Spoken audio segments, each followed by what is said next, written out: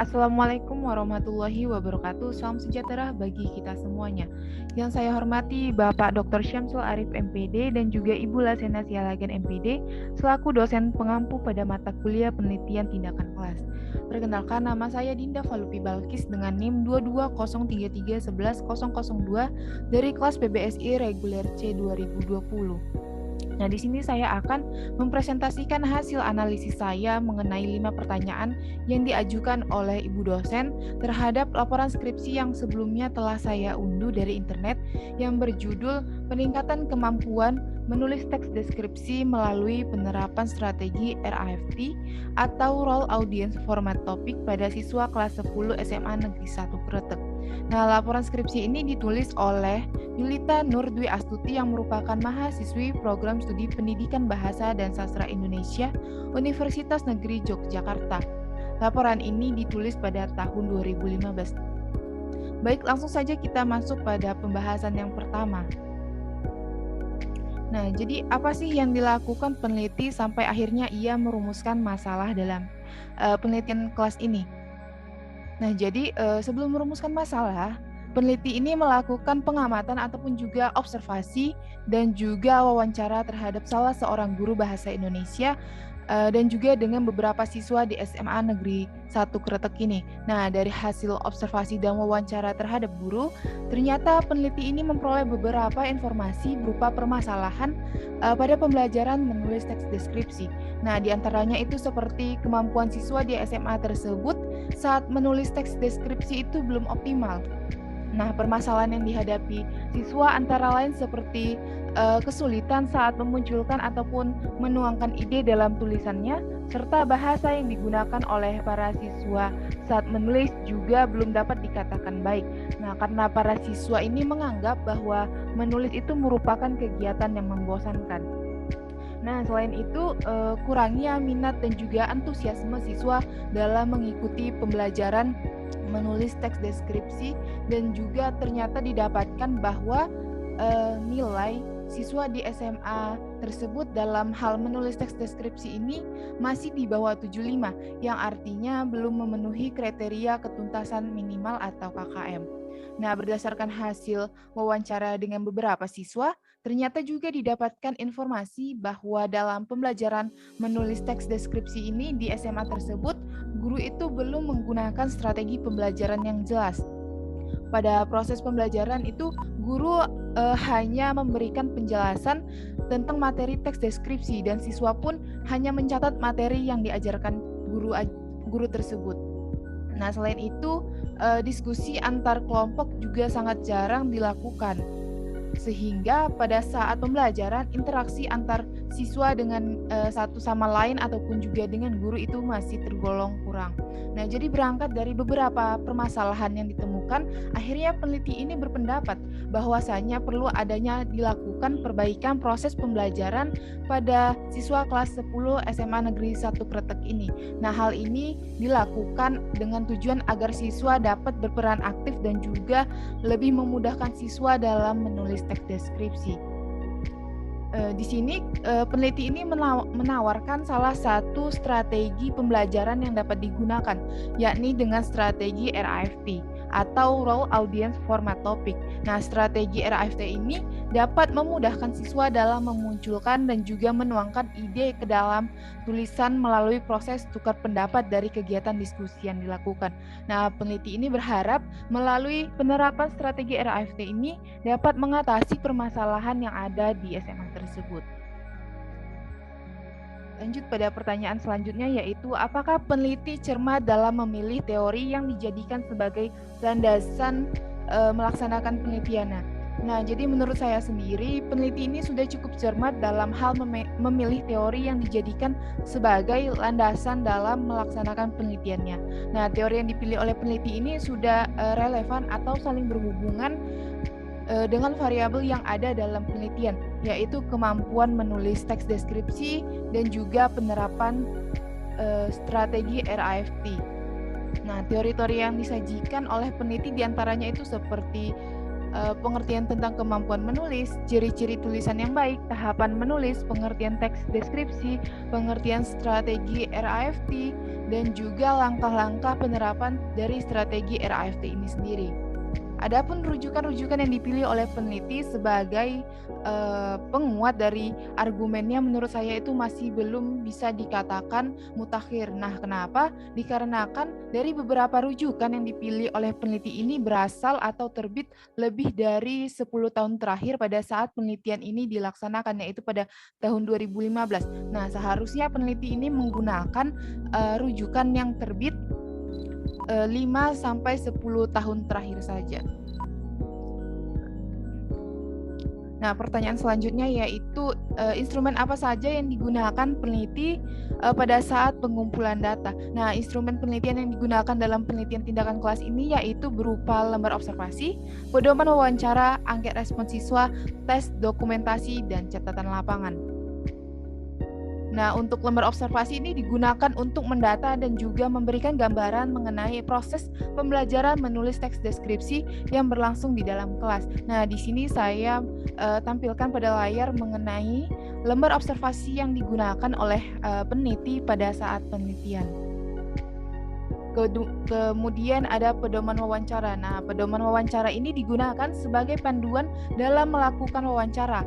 Nah, wawancara ini dilakukan terhadap guru dan juga siswa untuk mengetahui peningkatan yang terjadi pada pembelajaran menulis teks deskripsi dengan menggunakan strategi RAFT. Nah, dikarenakan penulis di sini tidak mencantumkan format pedoman wawancara pada bagian lampiran, jadi di sini saya menampilkan hasil dari wawancara terhadap guru dan juga siswa pada saat pratindakan dan juga pasca tindakan. Kemudian juga ada angket. Nah, angket ini digunakan untuk mengetahui respon pada saat sebelum dan sesudah belajar menulis teks deskripsi dengan strategi RAFT. Nah, sama juga dengan pedoman wawancara. Pada tampilan layar ini saya menampilkan hasil angket mengenai informasi pembelajaran menulis teks deskripsi sebelum dan juga sesudah menggunakan strategi RAFT. Selanjutnya ada tes. Nah, tes yang digunakan pada penelitian ini adalah tes tertulis berupa siswa itu menulis teks deskripsi dengan dilakukannya strategi RAFT. Nah, teknik pengumpulan data berupa pretest dan juga posttest. Di sini saya menampilkan instrumen soal pretest dan juga posttest yang digunakan oleh peneliti untuk mendapatkan nilai kemampuan menulis teks deskripsi siswa. Dan yang terakhir ada catatan lapangan. Nah, catatan lapangan ini digunakan oleh peneliti untuk mengamati hal-hal yang terjadi selama pembelajaran menulis teks deskripsi melalui penerapan strategi RAFT. Nah, pada layar saya menampilkan salah satu contoh catatan lapangan yang ditulis oleh peneliti pada saat siklus 2 pertemuan 1 dilakukan. Baik, pertanyaan selanjutnya yaitu bagaimana proses pelaksanaan tindakan di setiap siklus. Nah, apakah ada perbedaan atau tidak?